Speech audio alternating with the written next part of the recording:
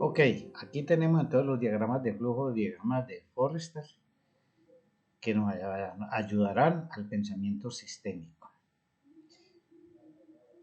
Los símbolos más utilizados son los que se ven ahí en ese cuadro, excepto en lenguajes de simulación híbridos como el STEM, donde tenemos simulación discreta y simulación continua y dos tipos de reloj, y ahí ya entonces al unir las dos simulaciones se vuelve un poquito complejo el manejo de símbolos. Pero aquí es muy sencillo. La variable de nivel es un rectángulo que indica como una posetica. Se puede alimentar con variables flujo o se puede drenar con variables flujo, no más. Se puede consultar su valor con canales de información, ¿sí? O flechas causales, pero no se puede modificar sino con variables flujo, que son como llavecitas. Las auxiliares o constantes genéricamente las podemos llamar convertidores de señal porque sirven para transformar valores unos en otros. Hay canales de retraso que en algunos lenguajes de simulación son funciones que están incorporadas dentro de los convertidores de señal o dentro de los variables flujo. Y fuentes o sumideros, que son donde se origina o se limita los modelos que van a desarrollarse y a representar un sistema. Ok. En general, estos diagramas se representan acá. Sumidero, variable flujo o de decisión que acciona la variable de nivel y esta se puede consultar para tomar una decisión y por acá pueden estar los convertidores de señal. Aquí tenemos una acción muy simple. Esto puede ser un inventario de gente, de basura, de dinero que está creciendo. Por ejemplo, esto podría ser muy fácil. Aquí el nivel de CO2 que hay en la atmósfera, el flujo y una información que llega aquí para seguramente en un modelo mucho más complejo accionar decisión a otro convertidor de señal y a otro flujo que indique, por ejemplo, catástrofe o acción inmediata o peligro, lo que sea. Esa es en general una interpretación mediante flujos y niveles del proceso básico de toma de decisiones con diagramas de flujo. En resumidas cuentas, es como un tanque que sube y baja su nivel con un flujo de entrada y un flujo de salida. ¿Sí? De ahí tenemos un ejemplito que le está preguntando a uno cuál es el nivel en el tanque, si pasa esto o aquello. En general es para manejo de cualquier valor que sea como una especie de tanquecito en su dimensión. Lo golpea a ese flujo Morphy. Ese es el caso, por ejemplo, que vimos con la construcción de la presa de Hidroituango, donde el riesgo con Morphy golpeó una mala decisión y la variable de nivel llamada agua represada fue mayor a la esperada y hubo que hacer una acción inmediata de catástrofe, como fue desviar el río por la sala de máquinas. Aquí tenemos algo que yo quiero que ustedes le gasten mucho tiempo para que lo pueda entender. Y vamos a empezar por la extrema izquierda inferior. Aquí tenemos una variable de población que tiene un flujo de crecimiento y un flujo de decrecimiento o de migración. O sea, cómo crece la población y cómo decrece la población.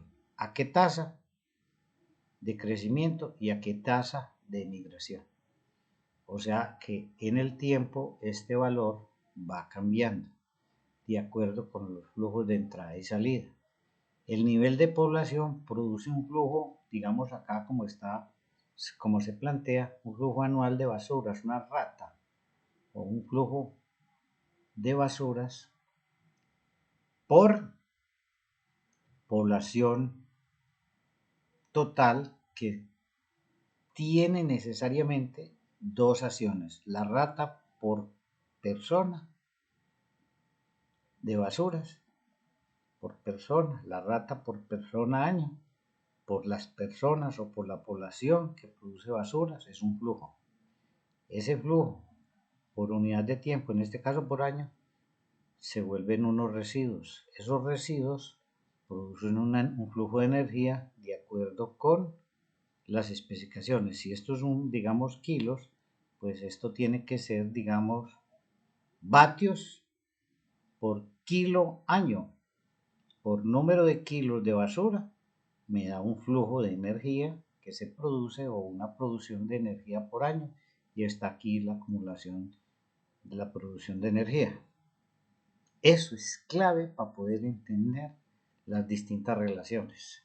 También esto podría ser dinero, pesos. Y esta es la rata a la cual se capta y esta es la rata a la cual se entrega.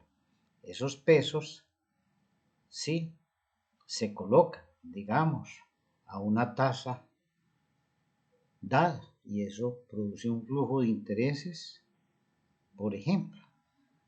Podría ser muy interesante.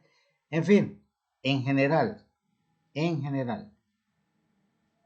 esto tiene unas unidades X y las variables flujo tienen las mismas unidades X, pero por unidad de tiempo.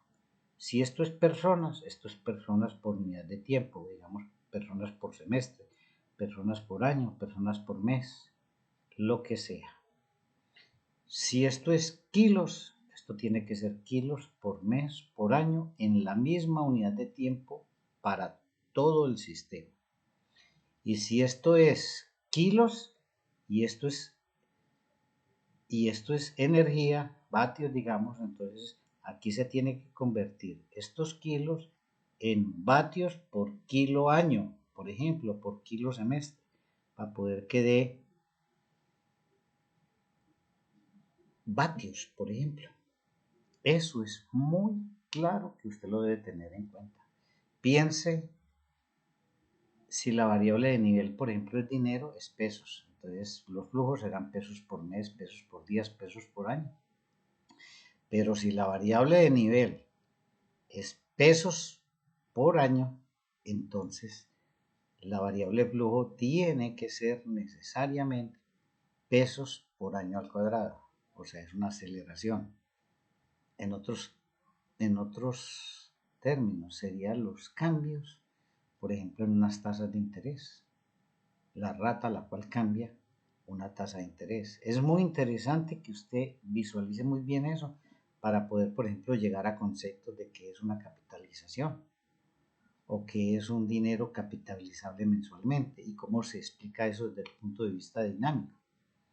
Eso es vital.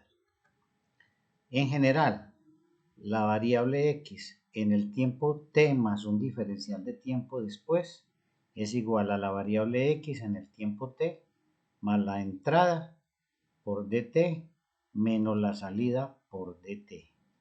Por ejemplo, si yo tengo que la variable es año y el dt es de 0,5, estoy diciendo que voy a actualizar la variable de nivel x cada semestre, cada 0,5 años. El dt es de 0,5. Eso es muy importante.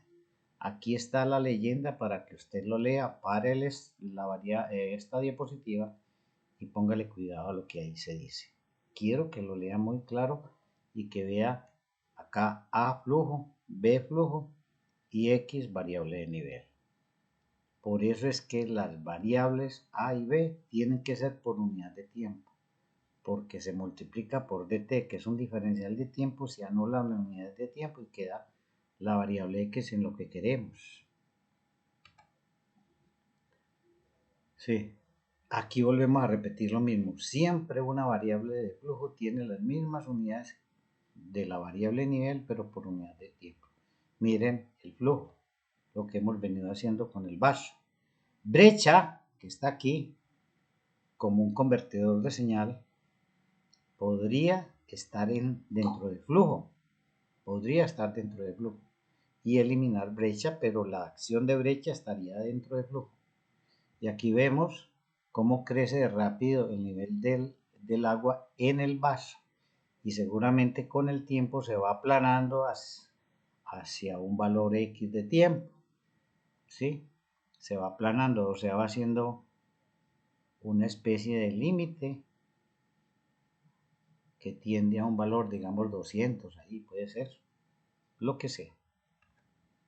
Aquí tenemos algo muy claro, unos clientes activos en una compañía, la ganancia de clientes por año, o por semestre, o por mes, ¿sí? La fracción de crecimiento que influye de acuerdo con los clientes activos y con la fracción de crecimiento o la tasa de crecimiento, clientes ganados. Y aquí están los clientes perdidos, que depende de la población de clientes activos y una fracción de clientes que se van perdiendo. Muy simple el modelo. Aquí tenemos, para que usted vea los bucles o ciclos un poquito más complejos. Cuando vean esto así, medio tildadito, así, es porque se conecta realmente a la variable que está aquí, esta variable que está acá.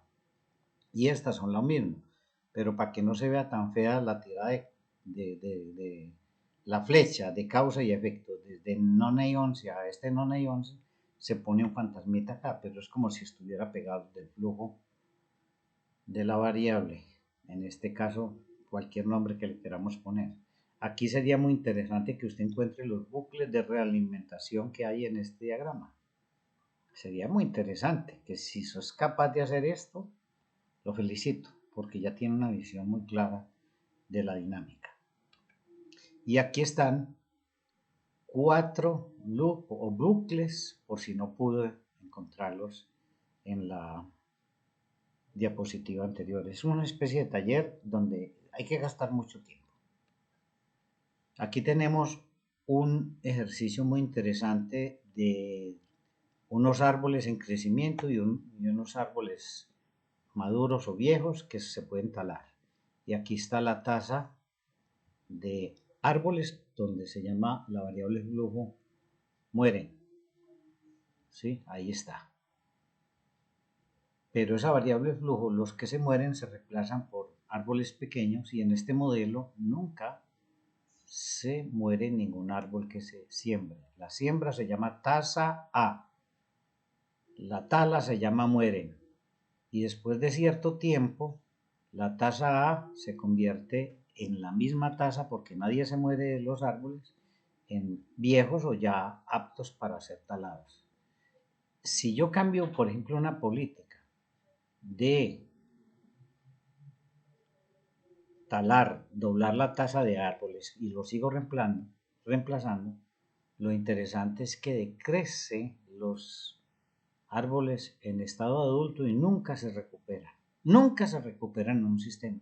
Este ejercicio se lo vi a un profesor que me mandó sus papers de doctorado, donde los aspirantes a hacer doctorados en dinámica de sistemas, más del 50%, se rajaban para mostrar la gráfica de una política tan simple como es, no, yo talo un árbol y lo reemplazo por otro. Y asumamos que no sé, ninguno de los que se reemplazan jóvenes se muere en el crecimiento del árbol. Nunca el sistema vuelve a ser el mismo de antes. Nunca. Muy interesante. Y aquí está un modelo de peces, donde aquí vemos en este diagrama los peces que están aptos para la pesca. Aquí está los nacimientos de peces por año y aquí está la tasa de pesca, que enseguida lo vamos a ver. Y aquí vemos que hay una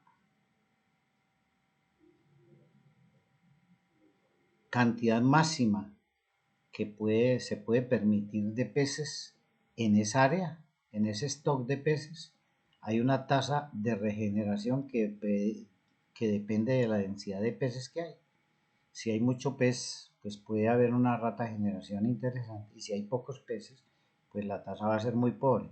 Pero miremos la segunda parte de este modelo, donde hay barcos en el mar y cada cierto tiempo se compran barcos para que haya más en el mar y después de cierto tiempo los barcos se retiran del mar y ya no sirven para la captura de peces porque ya están muy viejos después de cierto tiempo.